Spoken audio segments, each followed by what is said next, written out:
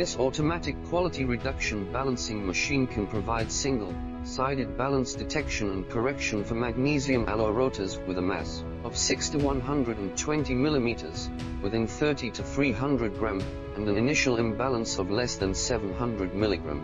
After the test product is loaded and unloaded on the tray, the 4-axis robotic arm transports the test product to the conveying component and loads it to the balance correction module for initial imbalance testing, milling and quality removal of the product by rotating the milling cutter based on the imbalance amount and imbalance angle obtained from the test.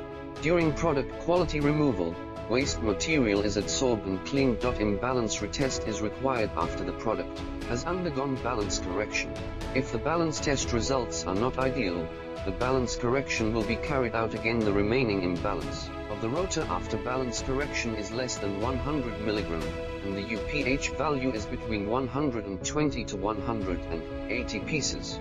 The specific value is determined by the initial imbalance size and balance level of the product.